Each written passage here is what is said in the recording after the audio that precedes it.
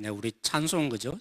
제가 보면서 우리 주제랑 딱 맞지 않습니까?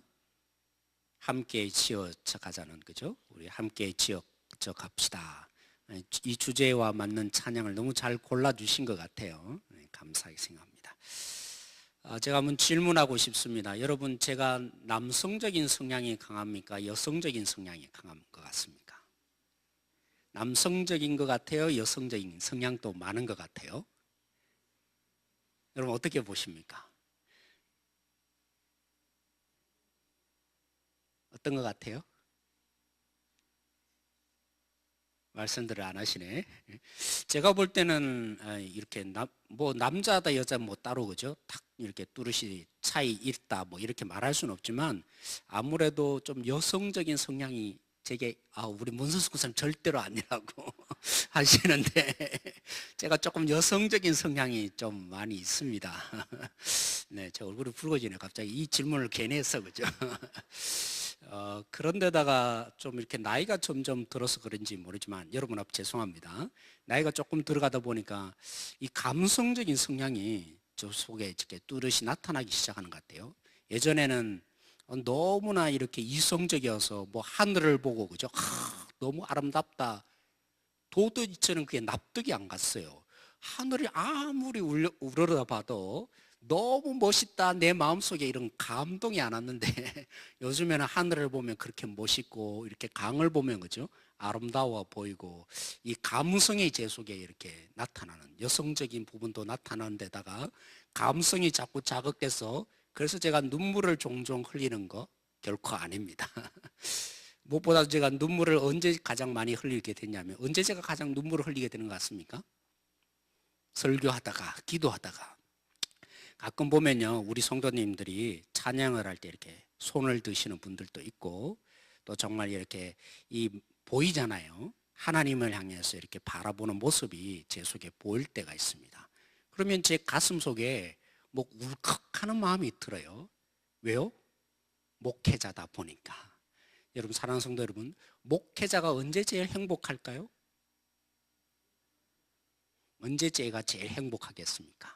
우리 성도님들이 주님을 바라보고 주님을 향해서 살아가고 주님을 고백할 때 그때가 제가 제일 행복할 때입니다. 맞나요?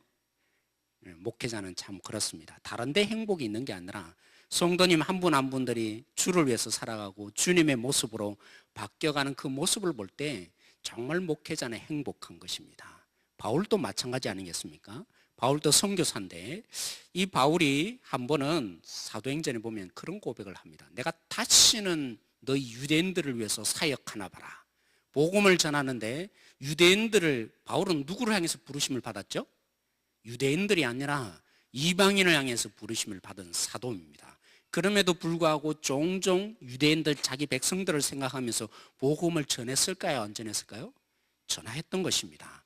그런데 너무나 이 유대인들의 방해가 심하니까 이제부터는 내가 절대로 너희들에게 복음을 전하지 않는다 라고 선포한 지역이 있습니다. 이 지역이 그죠? 너무나 성적으로 타락했고 또 그럼에도 불구하고 지적인 수준이 우리 교인들만큼 뛰어난 것 같아요. 굉장히 지적인 수준이 높아서 웬만한 평범한 말을 하면 듣지도 않는 그런 지역입니다. 어느 지역일까요? 고린도 지역입니다. 그렇게 해서 바울이 그죠? 이 불모지, 복음의 불모지인 곳에 교회를 세우지 않았습니까? 그러다 보니까 바울에게는 물론 다른 교회도 애착심이 참 많겠지만 정말 불가능해 보이는 교회, 그리고 하나님이 심지어는 나타나서 야 바울아 걱정하지 마, 여기에는 내가 심겨놓은 내 백성이 너무나 많다, 그 속에 두려움을 극복하고 사역했던 교회, 그것이 바로 고린도 지역의 교회였어요. 그러니까 바울에게는 남다른 애척이 어디에 있어요? 고린도 교회에 있는 것입니다. 근데 여러분 잘 알잖아요. 고린도 교회가 어떤 교회라고요? 모든 교회에 그죠? 일어날 수 있는 모든 문제를 다 모아놓은 교회. 그러니까 이 마음이 얼마나 이 바울 속에 애탐이 있었겠어요. 그래서 이 바꾸고 싶은, 변화를 주고 싶고 정말 하나님의 뜻대로 살아가야 될 교회. 그래서 제가 그 교회의 변화를 보면서 때로는 성도를 바라보면서 기뻐하고 보람을 느끼고 그죠? 행복했던 것처럼 바울도 왜 그 마음이 없었겠습니까? 그러다 보니까 바울이 때로는 편지를 보냅니다. 근데 변화가 있나요? 때로는 아주 간곡한, 그렇죠? 제발 너희들 이러면 안 된다. 때로는 굉장히 무서운 소리에 외침도 해보고, 또 그래도 안 되니까 뭐 할까요? 또 달래보기도 하는 것입니다. 제발 이러지 마. 이건 이런 거야. 그렇죠? 아주 좋은 얘기로 달래보지만 변합니까? 변하지 않는 것입니다. 변화가 일어나지 않아요. 그런데다가 바울이, 그렇죠? 사역자도 보내보지 않습니까? 디모데도 보내고, 그렇죠? 에바브로디도도 보냈는데 변했습니까? 그리고 나중에 안 되니까 누구까지 갔더라? 바울 자신까지 가서 고린도 교회가 변하기를 요청하며 했는데 어떻게 되었죠? 쫓겨났어요, 바울이. 이 쫓겨난 가운데, 그죠? 엎친 데 덮친 격이라고. 얼마나 쫓겨났으니까 바울이 심정을 여러분 헤아릴 수 있겠어요? 만약, 그죠? 여러분들이 이 교회에 있는데 나가라고 하면서, 그죠? 쫓아낸다면 여러분 어떻게 되겠습니까? 얼마나 마음에 이 고통이 심하지 않겠습니까? 그런 가운데 이중고를 당한 거예요. 핍박과 환란이 바울 속에 너무나 극심하게, 안 그래도 쫓겨난 상황인데, 목회자로 자기가 세웠던 교회에서 쫓겨난 상황인데, 그 지역 속에서 또 다른 유대인들이 엄청난 핍박을 바울에게 하는 것입니다. 그래서 오늘 바울이, 그죠? 1장 9절에 보면 그의 심정을 한마디로 표현합니다. 그가 이 고통 속에서 어떻게 고백했습니까? 뭐라고 고백했죠? 내가 살 소망조차 끊어졌다라고 바울이 고백합니다. 쉽게 말하면 뭐라고요? 주님, 나 이제 그만 살고 싶습니다. 살 희망이 없습니다. 차라리 이럴 바에는 내가 주님께 빨리 가고 싶습니다. 그가 한편으로 요즘 용어를 하면 우울증에 걸릴 정도로 바울이 너무나 낙담에 빠진 상황이 된 것입니다. 근데 이런 낙담이 바울에게는 오히려 무엇이 되었다고 바울이 고백하죠? 이 낙담이 전부였다고요? 바울이 오늘 우리가 읽었던 이 본문에 그렇게 고백할 수 있었던 근본적인 가장 중요한 체험을 하게 됩니다. 뭘 얻었다고요? 도저히 교회는 바뀌어지지 않고, 또 상황적으로 바울이 너무나 핍박을 당하여는 이런 이중적인 고통 속에서 살 소망 하나 없고, 그죠? 희망 하나 없는 속에서 우울증에 걸렸던 이 바울이 결국에는 새로운 삶의 태도를 한 가지 배웁니다. 뭘 배우게 되었습니까? 오직 누구만 의뢰하게 하려 함이라고요? 오직 하나님만 의뢰하게 하려 함이라. 그 비밀을 이 절망 가운데서 바울이 배구했던 것입니다. 사랑하는 성도 여러분, 우리가 1년 동안, 작년 동안에, 그렇죠? 우리가 추구했던 것이 무엇입니까? 주님이 먼저여야 된다고, 복음이 전부여야 된다고. 근데 곰곰이 생각하면 제 자신도 종종 그렇습니다. 정말 때로는 복음이 전부가 아니에요. 뭔가 희망이 있고 다른 뭔가, 그죠? 소망이 있으면 그 소망의 끈을 쉽게 놓지 않아요.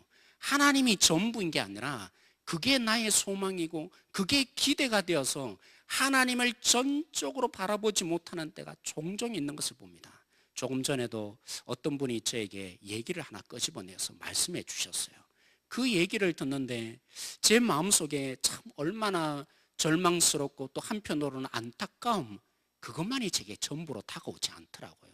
제 속에 있는 또 다른 소망, 내가 바라볼 수 있는 그 무엇이 있으니까 오직 하나님만 바라보는 게 아닌 모습들이 제가 또다시 발견하는 거예요. 얼마나 내 마음속에, 그죠? 이 죄성과 나만의 희망으로 가득 차 있는지, 이런 못된 인간의 속성이 내 속에 있는지를 또 한 번 보는 거예요. 여러분, 제가 예전에 설교하면서 시를 하나, 그죠? 하나님은 3등입니다. 그런 시를 읽어준 적 있죠. 그 3등이라는 시를 여러분 기억납니까? 거기 보면 이렇게 고백하지 않습니까? 때로는 우리가 정말 좋은 상황이 되어질 때 우리는 누구를 제일 먼저 찾습니까?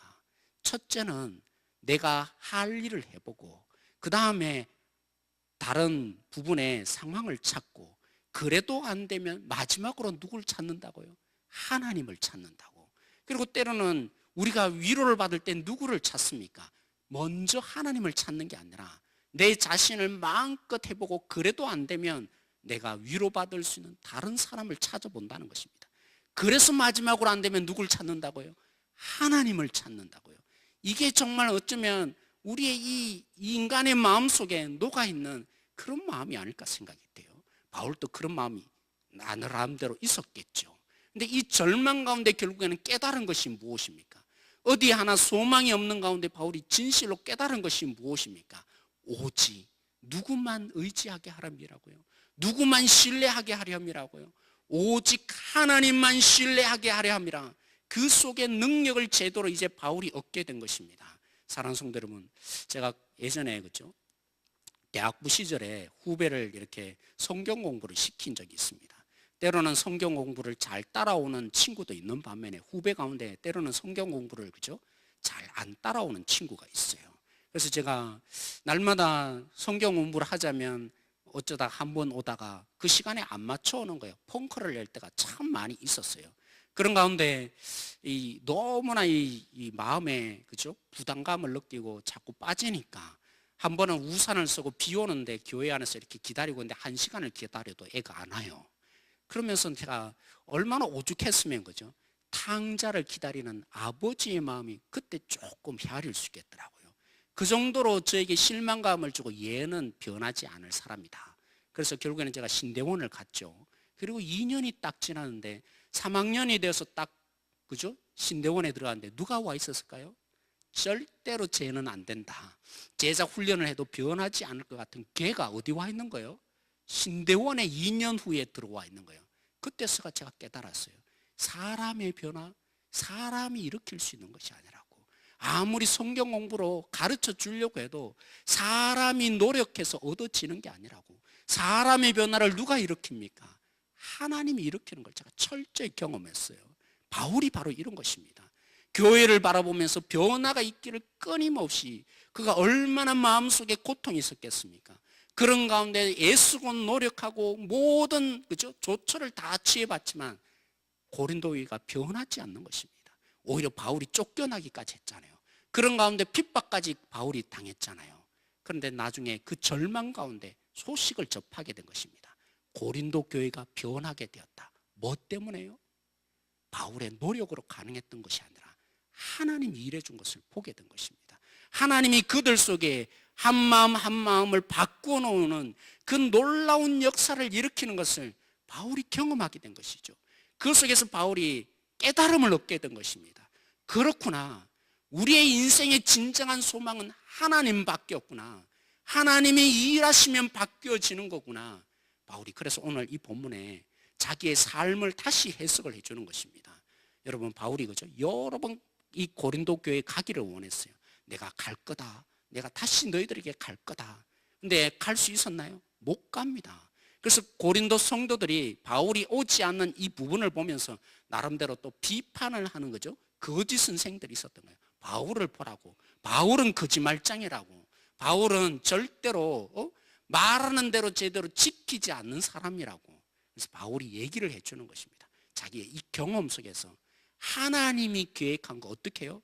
반드시 이루어진다. 하나님의 약속하신 것은 실패한 적이 없다.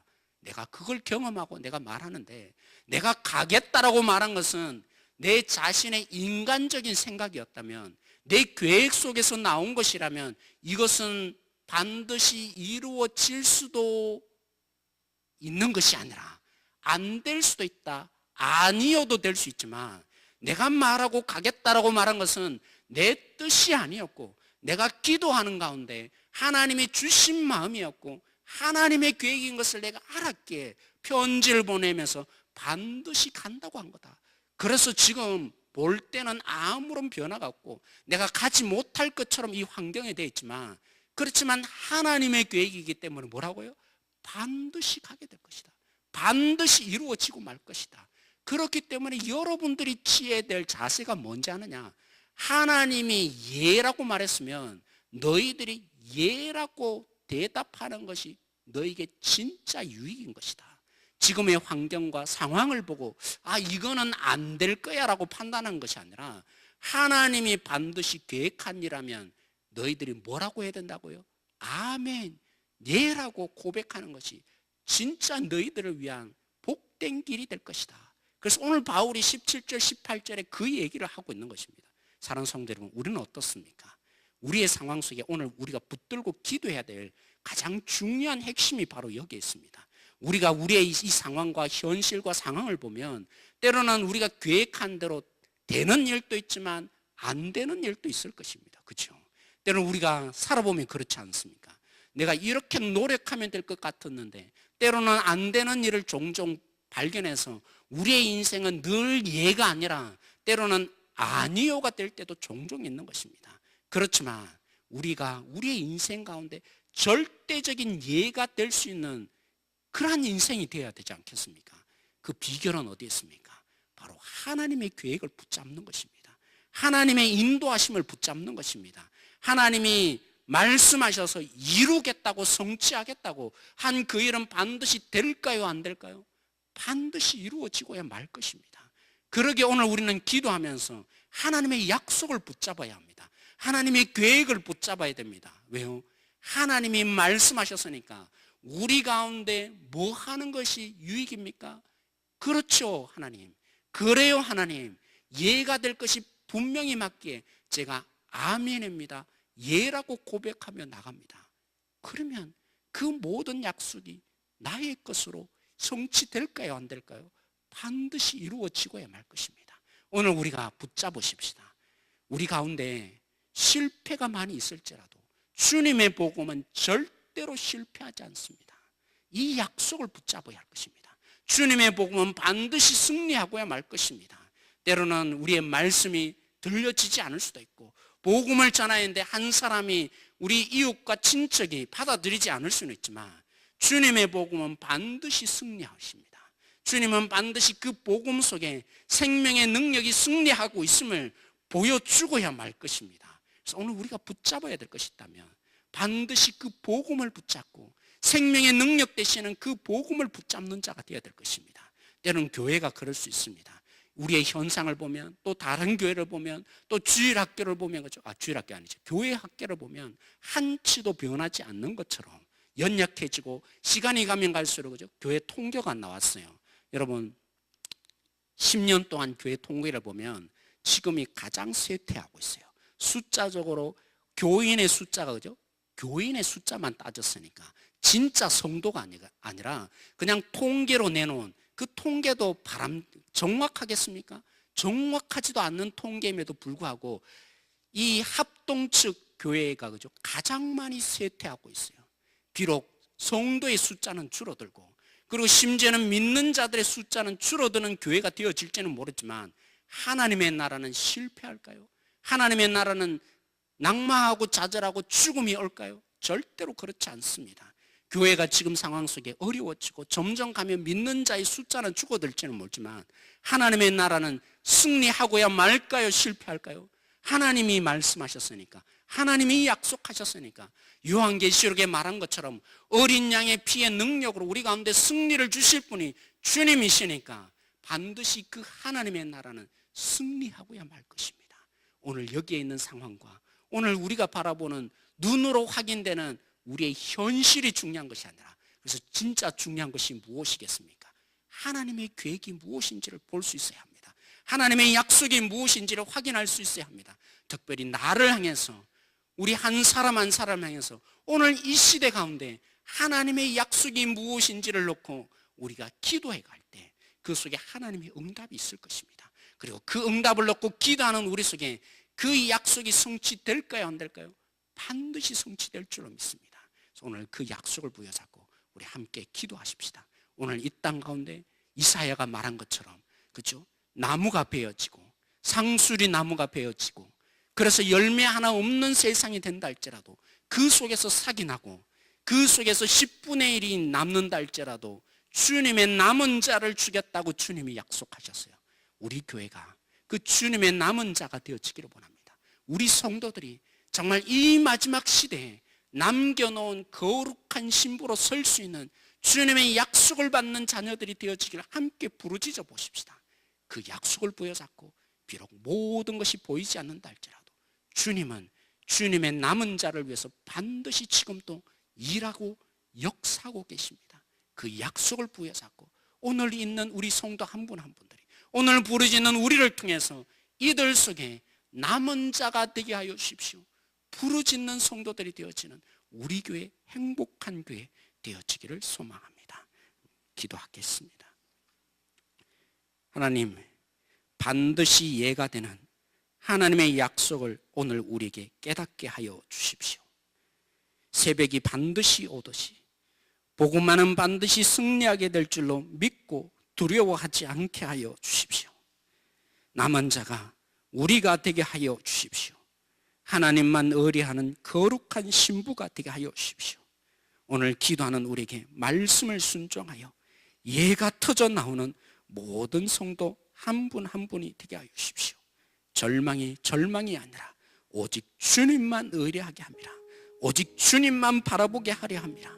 오직 주님만이 희망인 것을 우리가 다시 한번 신실한 자로 설 수 있는 기회, 절망이 아님을 다시 한번 깨닫는 바울과 같은 진실한 능력자들 다 되어질 수 있도록 주님 붙들어 주십시오. 그러한 기도의 자리 오늘 이 시간에 되게 하여 주실 줄 믿고 감사하며 예수님의 이름으로 기도드렸습니다. 아멘. 오늘 말씀